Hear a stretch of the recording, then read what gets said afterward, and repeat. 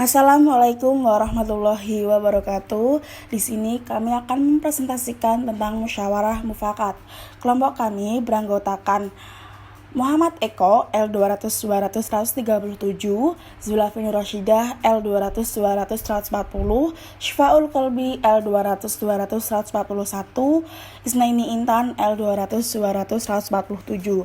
Di sini saya Zulafin Rashidah akan menyampaikan tentang pengertian musyawarah.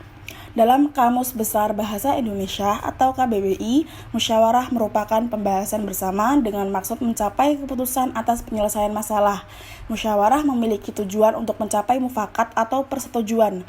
Pada dasarnya, prinsip dari musyawarah adalah bagian dari demokrasi, sehingga saat ini sering dikaitkan dengan dunia politik demokrasi. Dalam demokrasi Pancasila di Indonesia, penentuan hasil dilakukan dengan cara musyawarah mufakat.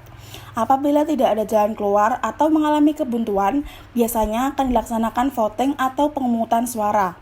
Dari pengertian itu, dapat disimpulkan musyawarah adalah suatu sistem pengambilan keputusan yang melibatkan banyak orang dengan mengakomodasi semua kepentingan sehingga tercipta satu keputusan yang disepakati bersama dan dapat dijalankan oleh seluruh peserta yang mengikuti musyawarah.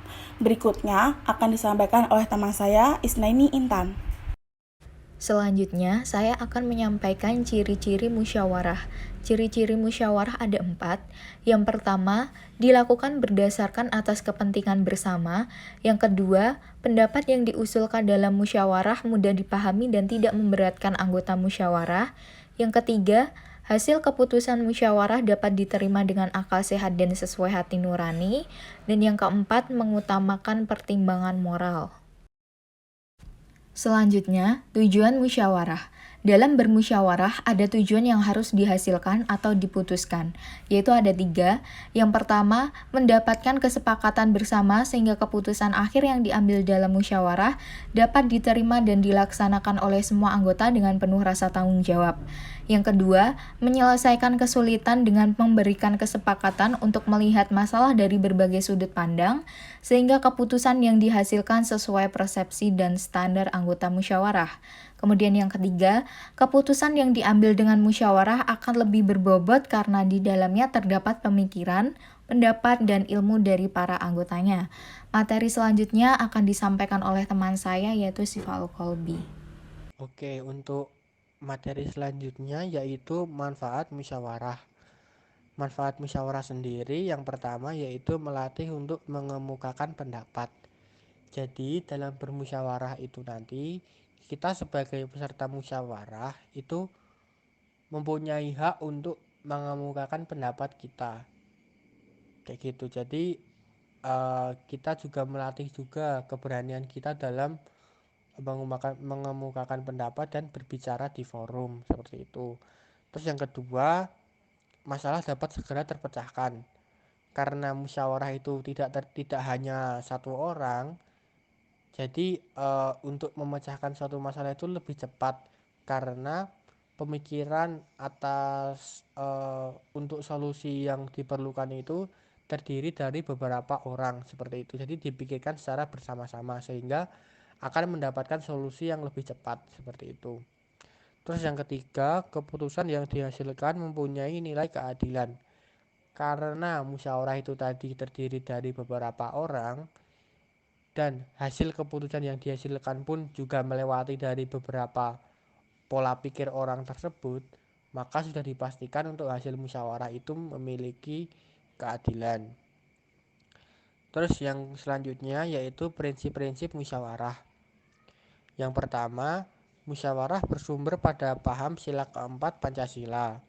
Yang kedua, setiap keputusan yang diambil harus dapat dipertanggungjawabkan dan tidak boleh bertentangan dengan Pancasila serta Undang-Undang Dasar 1945. Yang ketiga, setiap peserta musyawarah mempunyai hak dan kewajiban yang sama dalam mengeluarkan pendapat. Yang keempat, setiap keputusan baik sebagai hasil mufakat maupun berdasarkan suara terbanyak harus diterima dan dilaksanakan.